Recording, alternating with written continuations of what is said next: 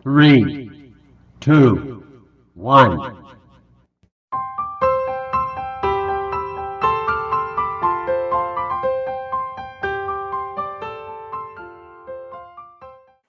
Bismillahirrahmanirrahim.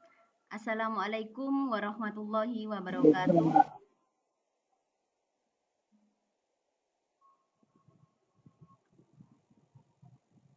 Waalaikumsalam warahmatullahi wabarakatuh.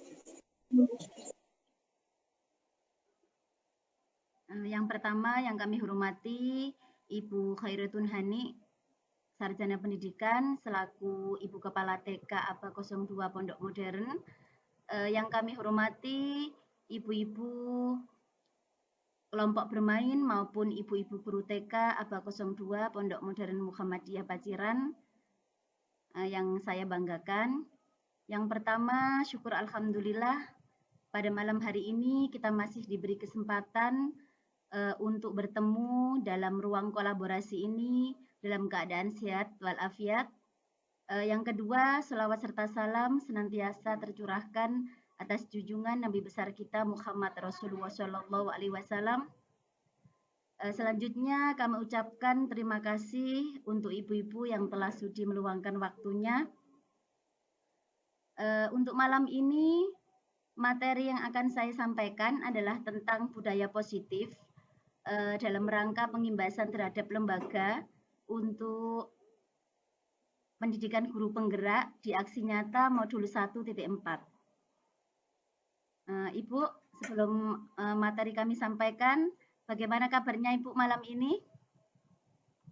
Alhamdulillah.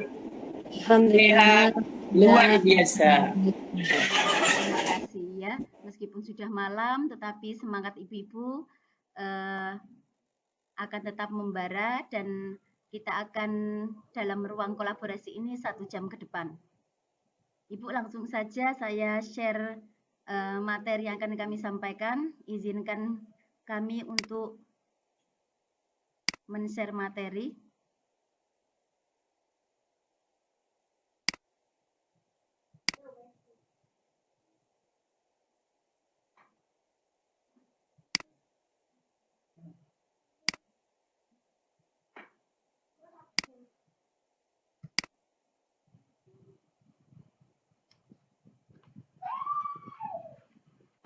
Untuk materi kali ini akan kami sampaikan yaitu di modul 1.4 dalam pendidikan guru penggerak, yaitu pentingnya budaya positif di sekolah.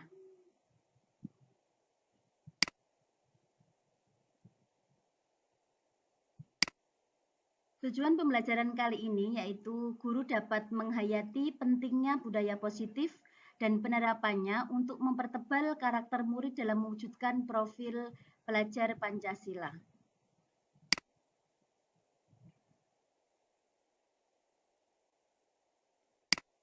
Agenda kegiatan kita pada malam ini yang pertama adalah pembukaan yang sudah kita laksanakan kali ini. Kemudian yang kedua presentasi konsep. Yang ketiga tanya jawab dan selanjutnya refleksi. Sebelum agenda kegiatan selanjutnya kita laksanakan, apa ada pertanyaan dari ibu-ibu semua?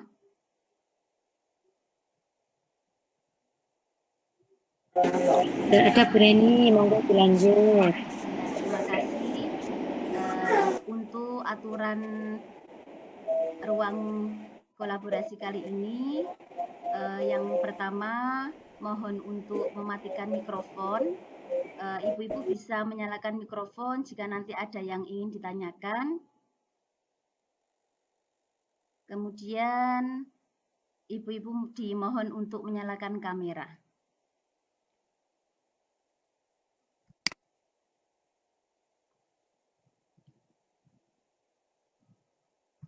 Selanjutnya materi-materi atau eksplorasi konsep yang akan kami sampaikan di materi budaya positif, yaitu yang pertama disiplin dan 3 motivasi perilaku manusia, yang kedua yaitu tentang keyakinan kelas, dan yang ketiga yaitu tentang 5 posisi kontrol guru.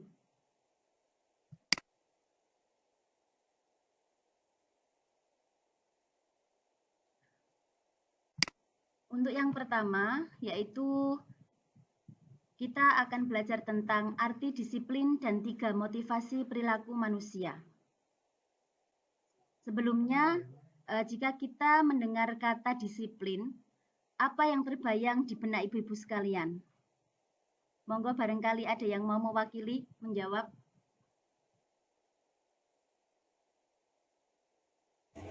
Disiplin itu tepat waktu, Bu Reni. Iya, benar sekali, disiplin tepat waktu. Monggo yang lain.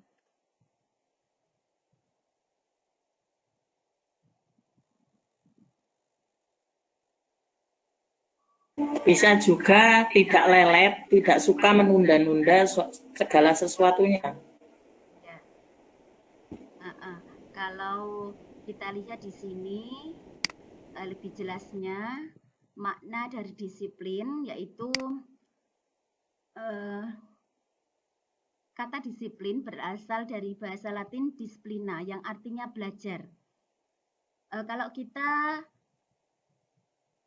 mendengar kata disiplin, yaitu terlintas dalam bayangan kita untuk perilaku untuk membuat orang menggali potensinya menuju sebuah tujuan yang mulia, sesuatu yang dihargai dan bermakna. Jadi di sini kita lihat jika seseorang itu bersikap disiplin, menjalankan kedisiplinan, berarti seseorang itu mempunyai tujuan tertentu, yang pastinya tujuan itu adalah tujuan yang positif. Namun kita lihat di sekolah-sekolah atau di budaya kita, makna kata disiplin telah berubah menjadi sesuatu yang dilakukan seseorang pada orang lain untuk mendapatkan kepatuhan. Sehingga bisa kita lihat di sekolah-sekolah itu, demi mendapatkan kedisiplinan seorang murid, terkadang di lembaga tersebut itu membuat sebuah peraturan yang sifatnya itu memaksa, sehingga seseorang yang menjalankan kedisiplinan itu merasa tidak nyaman. Seperti itu, Ibu.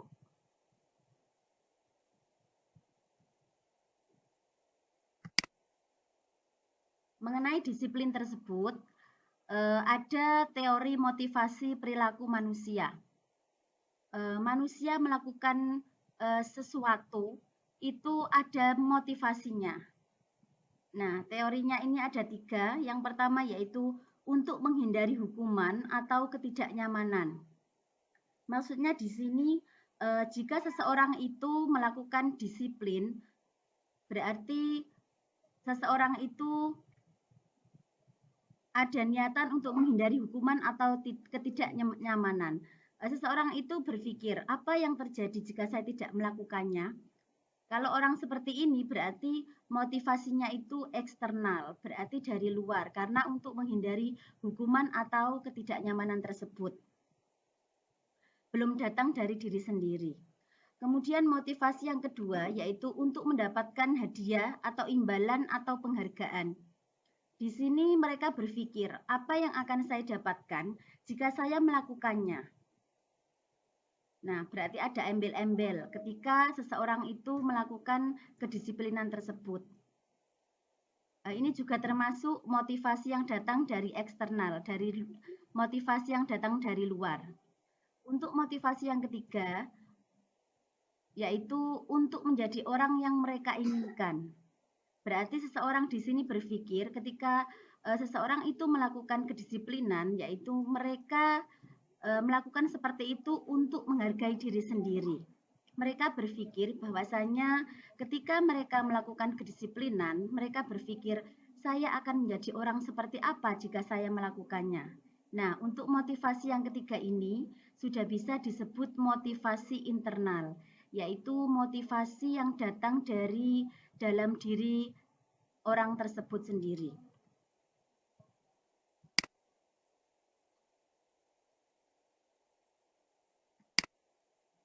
Terkait dengan disiplin yang ada di lembaga atau di sekolah-sekolah, materi yang kedua yang akan saya sampaikan yaitu tentang keyakinan kelas. Nah, mengapa disebut dengan keyakinan kelas? Mengapa tidak peraturan saja? Mengapa harus keyakinan kelas? Karena apa, Bu? Karena kalau hanya kita sebut dengan peraturan, seakan-akan bayangan kita itu peraturan itu hanya kepala sekolah atau guru yang membuat peraturan tersebut. Makanya istilah yang digunakan sekarang adalah keyakinan kelas. Karena apa, Bu? Kalau keyakinan kelas itu berarti peraturan itu kita buat bersama-sama dengan memberikan kesempatan kepada anak atau murid-murid kita untuk memberikan masukan peraturan apa yang harus kita laksanakan bersama. Itu disebut keyakinan kelas. Ini di sini ada sebuah ilusi ya Bu ya, ilustrasi. Yang pertama, mengapa kita memiliki peraturan harus menggunakan helm bila mengendarai kendaraan roda 2? Dan yang kedua, mengapa kita memiliki peraturan harus datang tepat waktu pada saat mengikuti pelatihan? Kira-kira apa Bu jawabannya Bu? Monggo barangkali ada yang mau menjawab. Supaya tidak kena tilang, Pak Polisi. Yang pertama, benar sekali. Biar selamat ketika berkendara. Kemudian yang kedua, supaya kita mendapatkan ilmu yang penuh ketika pelatihan itu. Dari jawaban Bu Datul tersebut, kita tahu bahwasanya motivasi yang ada dalam diri Bu Datul itu sudah datang dari diri sendiri atau internal, karena tidak untuk mendapatkan imbalan atau tidak untuk menghindari sebuah hukuman. Jadi di sini kita tahu bahwa untuk mendukung motivasi intrinsik, ya, maksudnya motivasi yang datang dari dalam diri sendiri, itu kembali ke nilai-nilai keyakinan, sehingga lebih menggerakkan seseorang dibandingkan mengikuti serangkaian peraturan-peraturan. Kadang itu kita itu tahu Bu, peraturan-peraturan yang ada, tetapi kadang sengaja kita langgar karena dari dalam motivasi diri itu belum sepenuhnya kita yakini, sehingga seringkali kita melanggar peraturan yang sudah jelas itu merugikan diri kita sendiri. Nah, selanjutnya mengenai keyakinan kelas. Di sini apa hubungannya keyakinan kelas dengan budaya positif yang ada di sekolah? Yang pertama kita kenal dengan peraturan kelas. Ya, yang sudah kita kenal itu peraturan kelas. Kita kembangkan lagi menjadi keyakinan kelas, di mana ada perbedaan di sini. Ketika peraturan kelas itu biasanya cenderung guru atau lembaga yang membuatnya.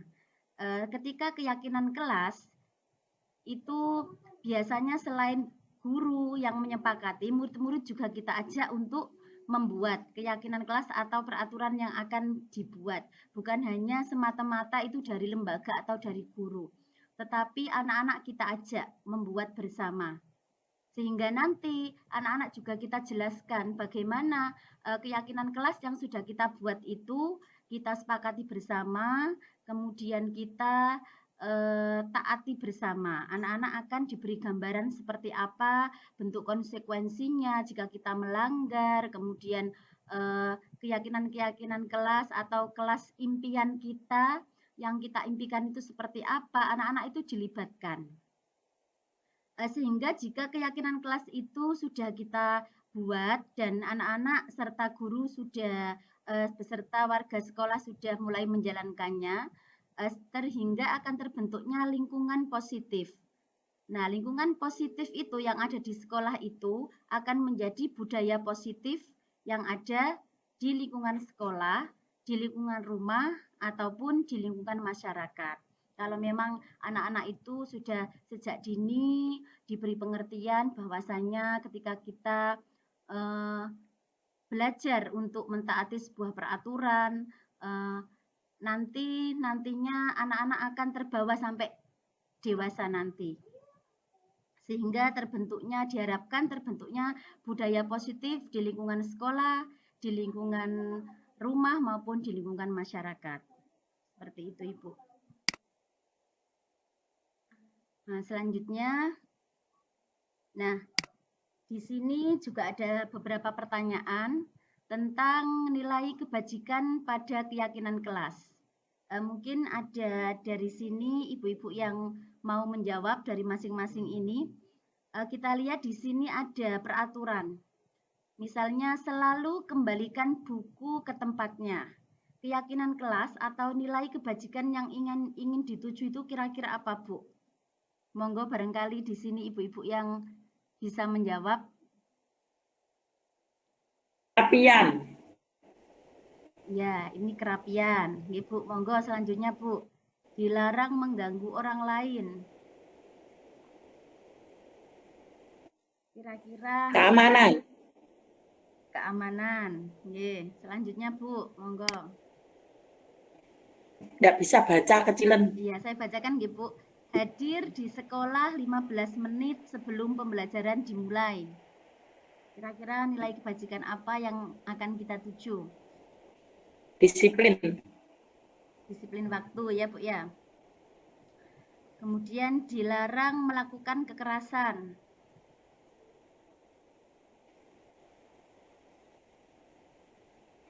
Kira-kira keyakinan kelas atau nilai kebajikan apa yang ingin kita tuju dengan peraturan dilarang melakukan kekerasan? Keamanan kelas, Bu. Ya, keamanan kelas. Nah, mungkin dari ibu-ibu yang lain mau menjawab, monggo.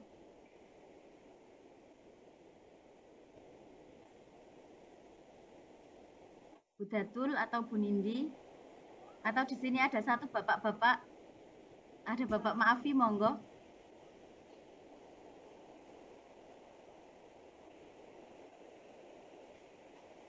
Ini di sini ada peraturan dilarang menggunakan narkoba. Kira-kira keyakinan kelas atau nilai kebajikan yang ingin dituju? Kesehatan. Ya, kesehatan. Betul sekali. Kemudian ini bergantian atau menunggu giliran. Kesabaran. Sabaran. Gunakan masker. Kesehatan. Kesehatan. Ya. Jangan berlari di kelas atau koridor. Keamanan. Keamanan. Ya, Ibu, terima kasih sudah mau menjawab. Jadi kita lihat. Nah, di sini peraturan selalu kembalikan buku ke tempatnya. Nilai kebajikan yang ingin dituju adalah tanggung jawab. Kemudian dilarang mengganggu orang lain, menghormati orang lain dan diri sendiri. Kemudian hadir di sekolah 15 menit sebelum pembelajaran dimulai, menghormati orang lain, komitmen pada tujuan atau yang sudah disebutkan Bu Farokha tadi, bisa disiplin waktu. Kemudian dilarang melakukan kekerasan. Di sini nilai kebajikannya yaitu keselamatan, menghormati orang lain.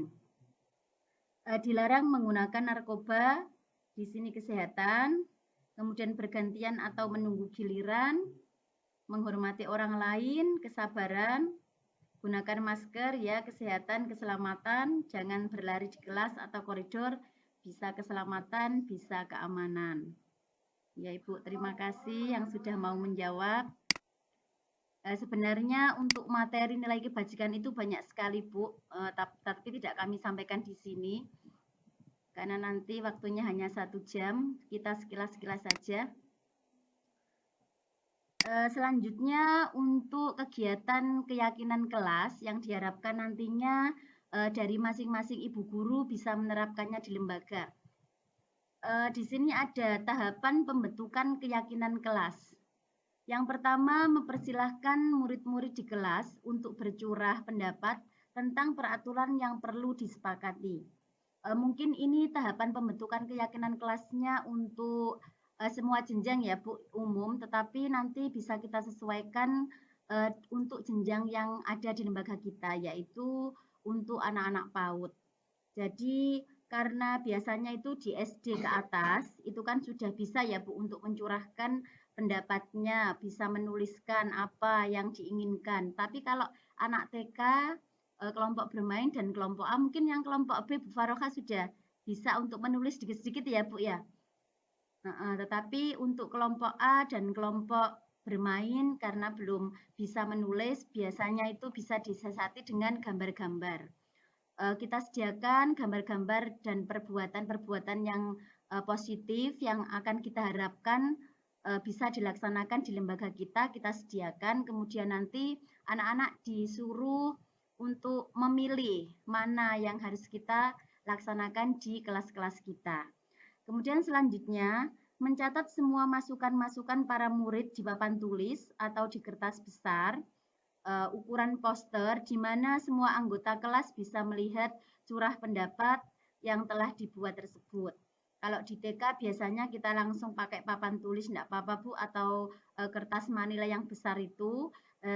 Lalu gambar-gambar yang telah dipilih anak-anak itu nanti anak-anak yang menempelnya sendiri. Sehingga nanti anak-anak itu merasa dilibatkan dalam pembentukan keyakinan kelas tersebut. Kemudian selanjutnya, susunlah keyakinan kelas sesuai tahapan pembentukan keyakinan kelas.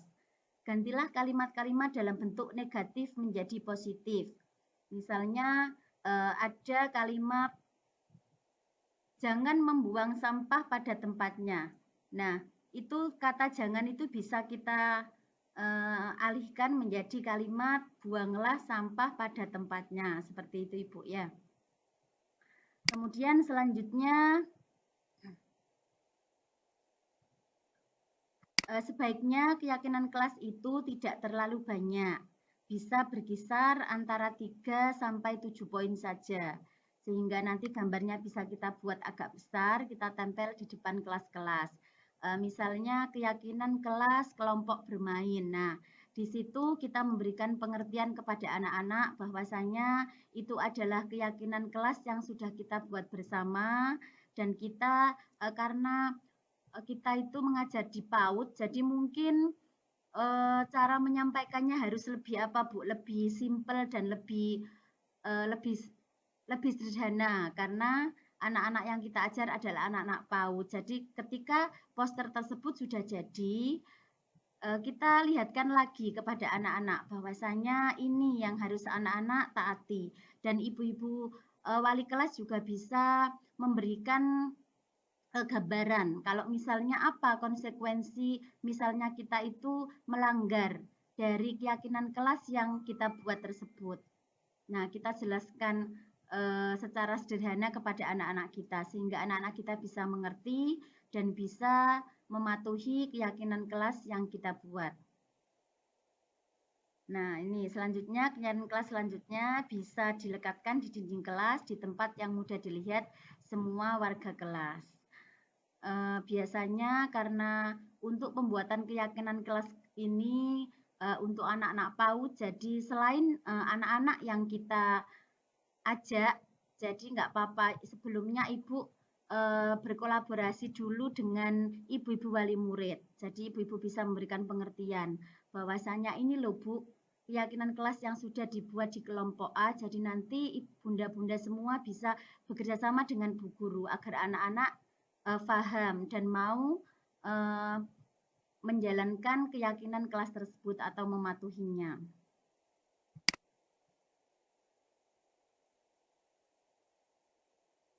Untuk selanjutnya, materi selanjutnya yang akan kita bahas yaitu tentang maaf Bu, ini bentar.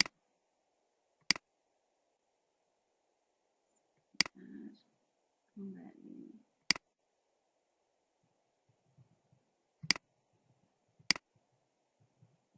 Nah,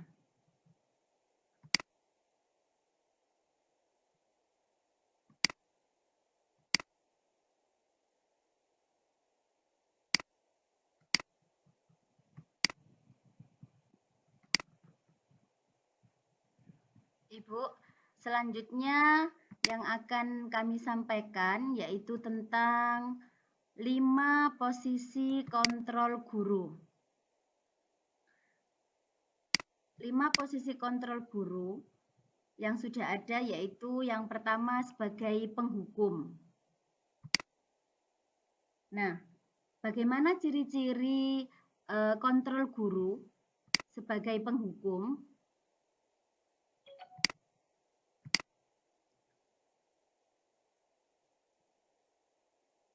Yang pertama ciri-cirinya yaitu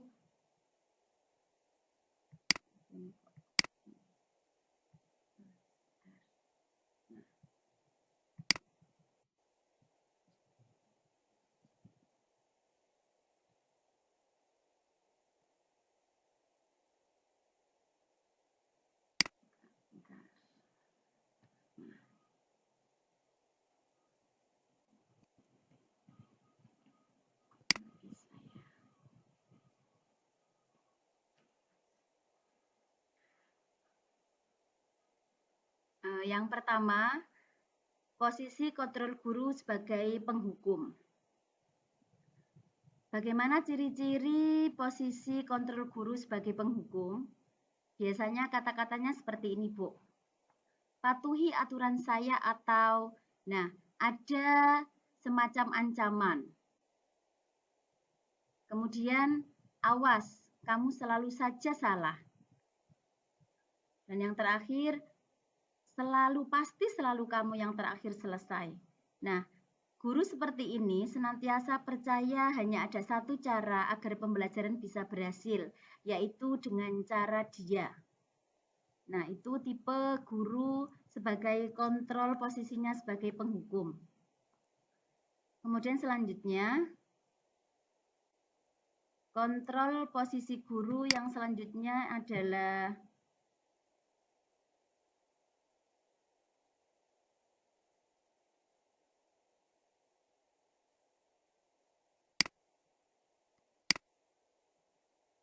yang kedua adalah membuat merasa bersalah.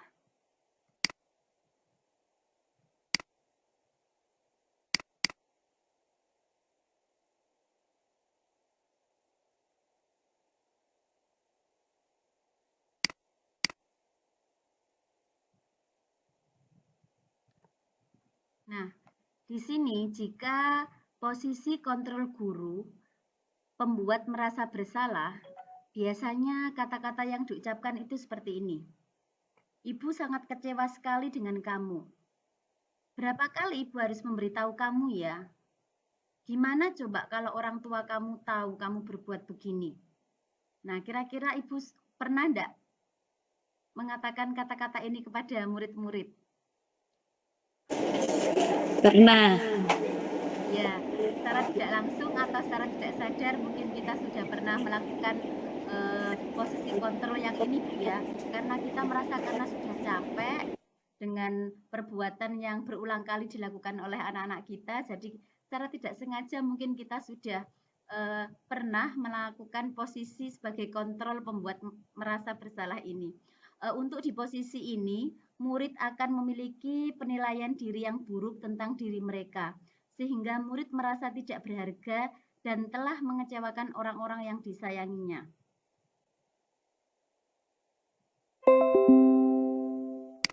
Selanjutnya, posisi kontrol guru yang ketiga yaitu sebagai teman. Nah, setelah tadi yang pertama sebagai penghukum, yang kedua sebagai pembuat merasa bersalah, yang ketiga ini sebagai teman. Nah, biasanya apa yang diucapkan ibu guru terhadap anak-anak jika posisi kontrol guru tersebut sebagai teman? Yang pertama, ayo bantulah demi ibu guru ya. Ayo ingat tidak bantuan bu guru selama ini. Ya sudah, kali ini tidak apa-apa, nanti ibu guru bantu bereskan. Nah, ini ciri-cirinya seperti itu, Bu. Untuk guru yang di posisi teman menggunakan hubungan baik dan humor untuk mempengaruhi seseorang.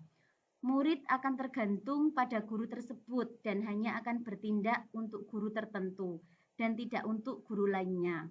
Karena gurunya itu memposisikan sebagai teman, maka si anak itu merasa nyaman. Ya, sehingga biasanya itu anak itu cenderung lebih nurut ke guru tersebut daripada ke guru yang lain. Seperti itu, Ibu. Kemudian selanjutnya posisi kontrol guru yang keempat yaitu sebagai pemantau. Nah, di sini ciri-cirinya gurunya seperti ini, Bu. Peraturannya apa? Apa kamu lupa? Apa yang telah kamu lakukan? Sanksi atau konsekuensinya apa? Nah, di sini seorang pemantau sangat mengandalkan penghitungan, catatan, data yang dapat digunakan sebagai bukti atas perilaku seseorang.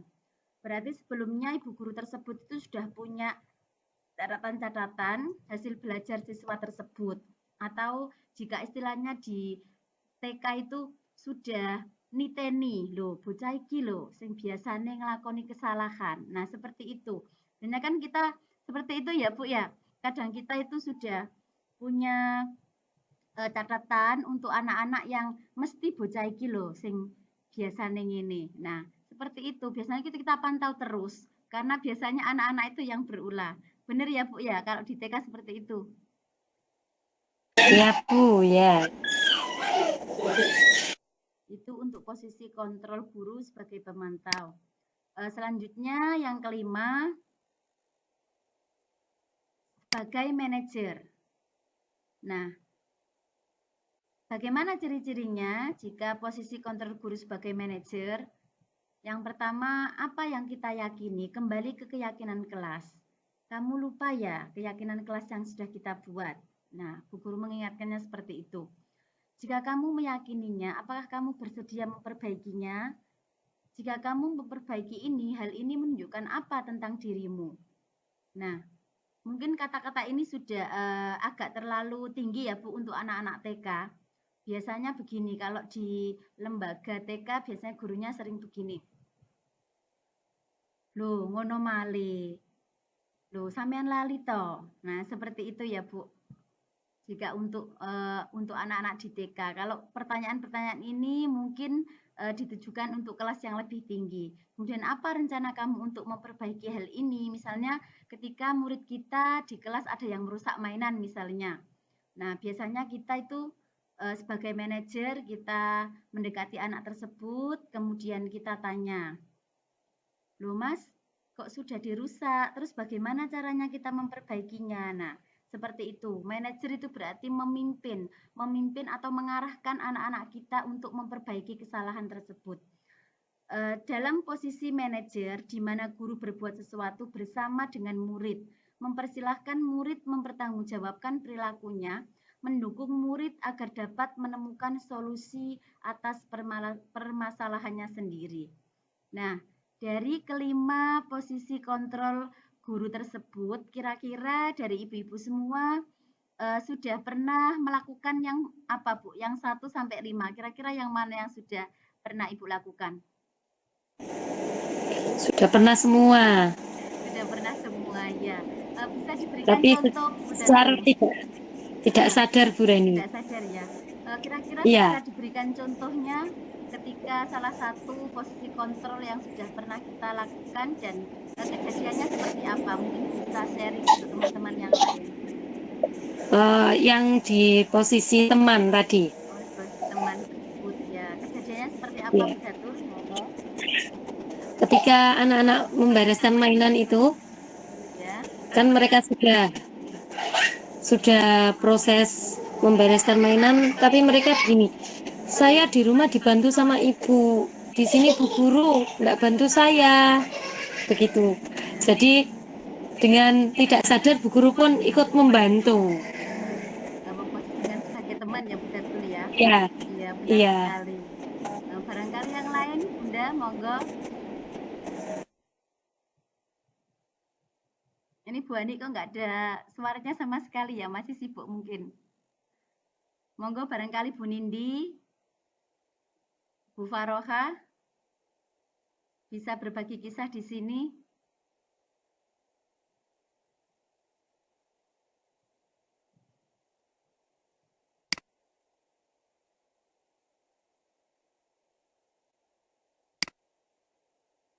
Jika tidak ada, kami lanjut.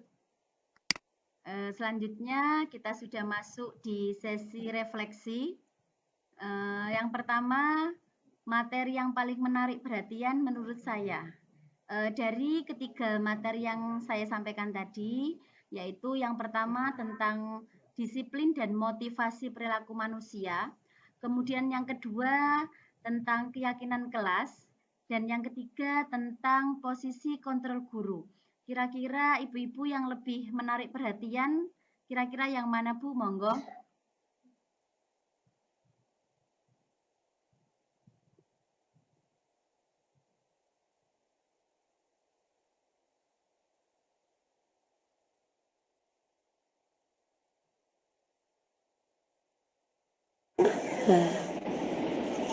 Mohon maaf Bu Reni, bisa diulang? Ya, ini nggak kelihatan tuh Bu ini, yang saya share ini. Kecil-kecil. Lihat. Lihat ya. Mungkin sinyalnya. Oh iya. Ini Habis refleksi, terpental aku. refleksi yang pertama dari materi-materi yang telah saya sampaikan tadi. Materi apa yang paling menarik perhatian menurut ibu-ibu? Yang pertama tadi kan ada materi tentang disiplin dan motivasi. 5 posisi kontrol guru, Bu Iya, Reni. itu yang paling menarik bagi Bu Faroha ya, Bu ya. Kenapa Bu Faroha? Selama ini sering kita tidak sadar mengucapkannya, dan itu ternyata terdeteksi ketika kita masuk dalam CGP ini. Ya, betul sekali Bu Faroha. Jadi banyak sekali pengalaman yang baru, yang belum tahu namanya. Setiap hari kita lakukan tapi tidak tahu namanya itu apa. Iya. Dan sekarang sudah terbuka. Terima kasih Bu Reni. Ya, benar sekali Bu Faroha. Ketika kita sudah tahu materi ini, kita bisa memperbaiki. Misalnya posisi kontrol apa yang salah dan tidak perlu kita lakukan. Kita bisa belajar memperbaikinya. Sehingga posisi kontrol guru yang mana yang harus kita gunakan untuk mengatasi anak-anak tersebut. Begitu ya Bu Faroha ya. Ya, mungkin ada ibu-ibu lain yang mau menyampaikan. Monggo.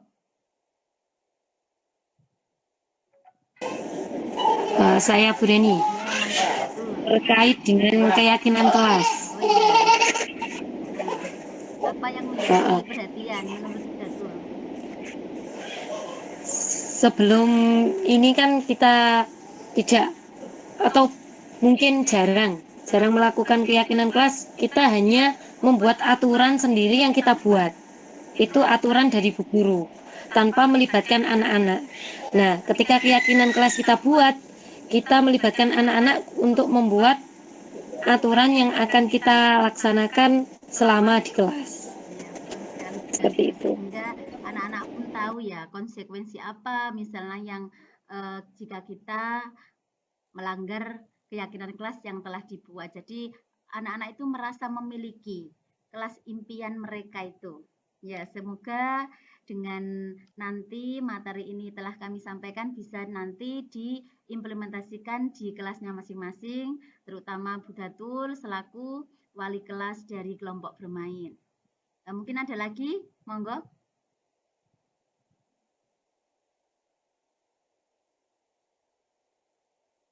Kalau sudah tidak ada, kita lanjut ke refleksi yang kedua, yaitu hal baru apa yang mengubah paradigma atau pandangan saya yang saya dapatkan di malam ini. Monggo.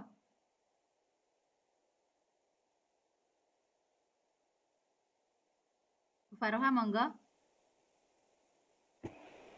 Atau barangkali Bu Rina ini yang belum ada suaranya. Bu Nindi. Yang baru itu tentang definisi disiplin itu Bu Reni. Ya. Selama ini yang jenengan pahami disiplin itu apa Bu Faroha? Disiplin itu tepat waktu seperti yang biasa kita praktekkan dan kita lakukan. Ya. Yang kita sebut-sebut ketika kita menerangkan kepada anak harus disiplin. Nah, itu ternyata disiplin itu belajar bukan suatu paksaan ya.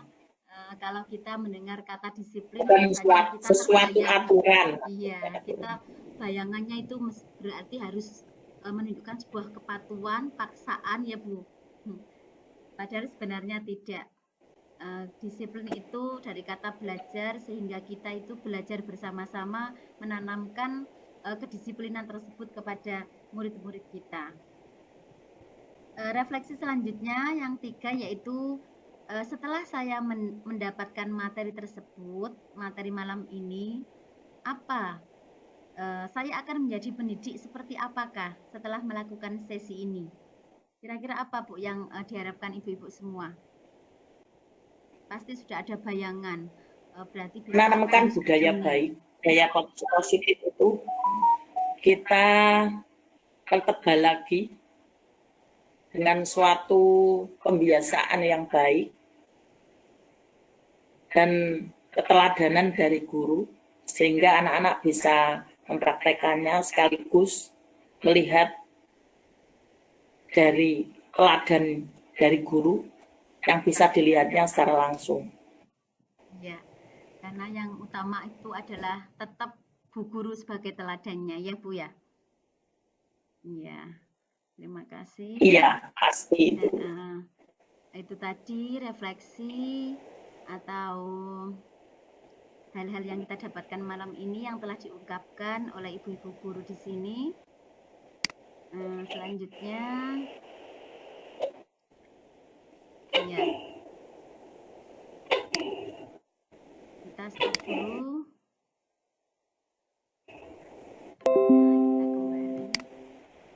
Ya, Ibu, itu tadi materi-materi yang telah saya sampaikan. Mungkin ada beberapa pertanyaan dari ibu-ibu, monggo. Sebelum kami tutup. Kita menyanyi P3. Ya Bu, monggo, monggo. Profil pelajar Pancasila. Ya Bu, monggo. Kita nyanyi bersama. 1, 2, 3. Bu Ani, ayo. Beriman bertakwa. Bu Ani, ayo. Nyanyi piye, Mbak? Ngene iki. Ayo P3. Beriman bertakwa, ayo. Beriman bertakwa, berakhlak mulia, mandiri kreatif, bergotong royong, bernalar kritis, Berkebinekaan global, mari kita wujudkan. Itulah dimensi profil pelajar Pancasila. Nah, Bu Reni karena sudah ngantuk, suaranya jadi serak-serak. Tidak apa-apa Bu, masih tetap merdu. Ya, nanti lagu itu akan kita catat. Semoga nanti saya bisa memberikan untuk anak-anak kelompok A. Sepertinya belum pernah saya ajarkan seperti itu, Bu.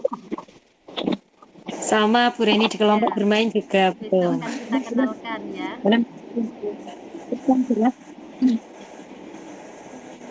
Yang lebih penting lagi itu, Bu, Ya, monggo. doanya dengan lagu yang baru.